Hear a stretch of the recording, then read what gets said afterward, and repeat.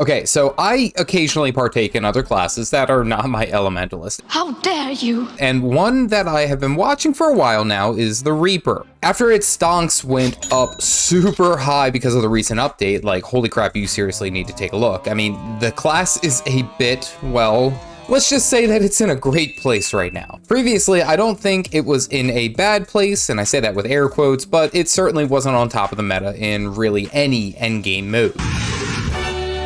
The Harbinger, which I believe had been running rampant for how strong they were, but now the Reaper has ascended to the top. So let me tell you why right now is an amazing time to be playing the Reaper in Guild Wars 2. So the recent changes that were implemented for the Reaper, of course, were centered around PvE, whereas most of the toolkit and the greatsword weapon skills had their power coefficients increased. Most skills had anywhere between 10% to 20% increase to their capabilities, and even the Reaper Shroud 3 ability, Infusing Terror, had its damage reduction increased from 20% to 66%. That is a 46% increased reduction to damage while it is maintained. On top of vastly increasing the damage on a lot of Reaper skills, they improve the axe and focus weapon combo heavily. I mean, like right now, Power Reaper is just super strong. I will admit, I did mess around with the staff a bit as well, and ironically, Reaper's Mark Staff 5 ability actually hits very hard as well. So many great changes in such a little time, it is 110% worth playing. So here is how I played the Reaper. In open world, where I spend most of my time, I thoroughly enjoyed the amount of damage that could be output. I ran more of a power might stacking build using these straight lines, emphasizing strike damage, and I ran these skills, which were centered around providing tons and tons of might while I'm in combat. Seriously, getting to 25 stacks of might was super easy right before I went into Reaper Shroud, and then when I was in Reaper Shroud, the hardest hitting ability by far was Soul Spiral. Easily, in my crappy gear, I could get 25 to 30k damage off of that one ability in about 2 to 3 seconds. Executioner Scythe was also not something to be slept on, of course, but I tried to always hit targets that were either at 50% or below. And basically, you could one-shot anyone below the 25% mark. I mean, even with champion mobs, it's dealing a ton of damage. No, that's a lot of damage! So my basic approach to the build was I would start out using staff, use all of my marks, get a ton of life force, then swap to greatsword whilst using death spiral, nightfall, popping blood as power, well of power, you are all weaklings to get near max stacks of might, swap into Reaper Shroud, use Soul Spiral, Death Charge, and Infuse Terror. If the target was low, of course, then I would use Executioner Scythe, but overall it's significantly more effective when it was lower, so if they weren't low, if it was a harder hitting mob or a tougher mob, I would hold off on using that and just swap that for auto attack chains. Maintaining the Infusing Terror, I was able to get off a ton of these auto attack chains as I could, and the third auto attack chain ability reduces the cooldown of all other Shroud abilities. Now, if I had an enemy that was a bit tougher or had a break bar, I could use the amount of chilling in the kit to whittle away at that while essentially DPSing the target down. If I ran into any tougher enemies that could actually provide a fight, I could swap out the elite skill of Chilled to the Bone for Flesh Golem to provide some tanking.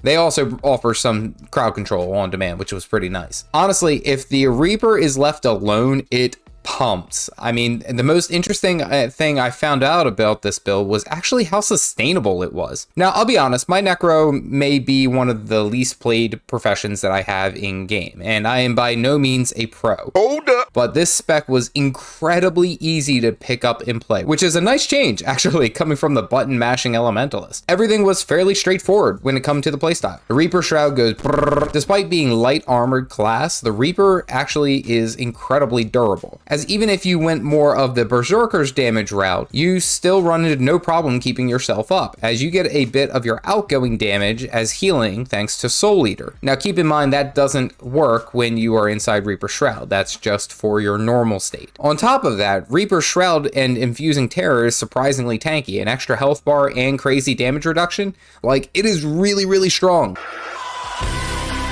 For most enemies, I was able to just approach them directly and handle them swiftly. Now, when against champion level mobs, I did run into some snags and had to swap out for Well of Blood and Flesh Golem. But even there, the Reaper had some wicked sustain because it pumps so much damage. On top of being able to sustain itself, it was incredible. What are your thoughts on the Reaper? Tell me down below. The biggest problem that I ran into playing the Reaper is one that I feel the necromancer kind of suffers from in general a bit, is the movement capabilities. The build that I had been running focuses heavily on power damage and maintaining might while also sustaining combat, as of course we have the lifesteal and we want to be in melee.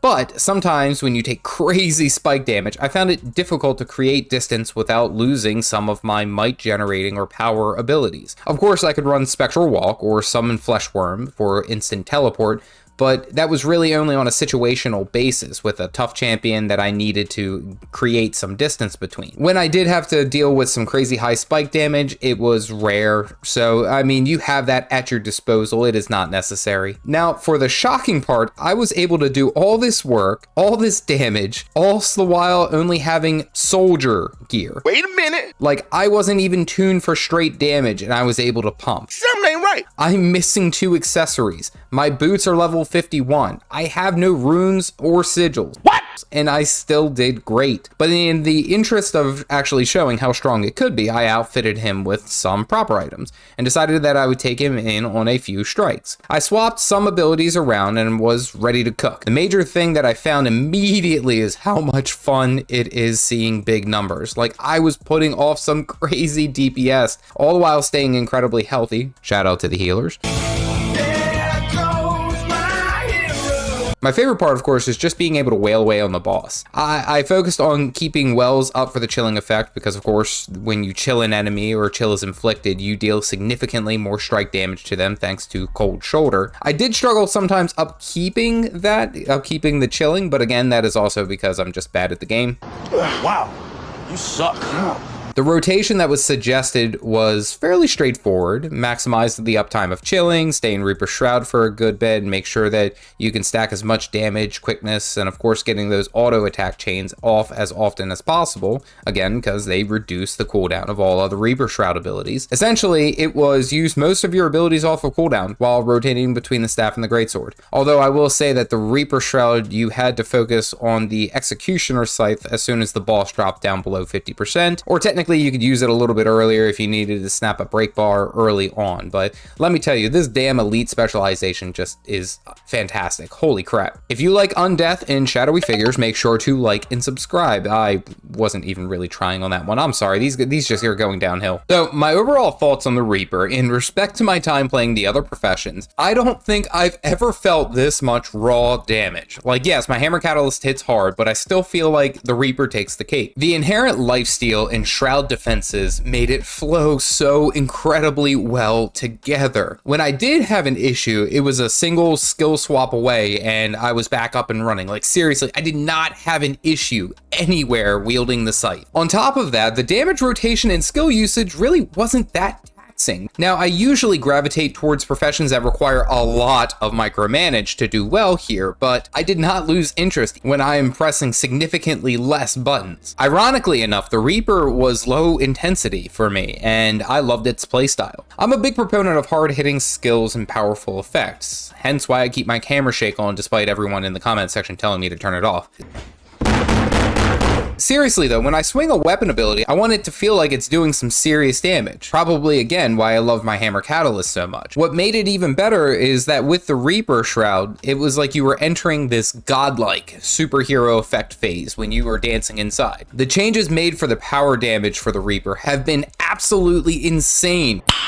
Nice. With my being able to have a ragtag group of gear and still do incredibly well. As I mentioned, I did not like some of the mobility aspects of the Reaper, but that can be changed with some skills if I truly felt needed. Overall, this spec was amazing. Holy crap, this elite specialization is a fun one. If you're considering on playing the Reaper right now, it is the best time to play. Seriously, it hits incredibly hard. It's actually not even funny. Great playstyle, great damage, tons of fun. 10 for 10 would recommend, 110%. If you are interested in taking a closer look at some core open world builds, click this video here.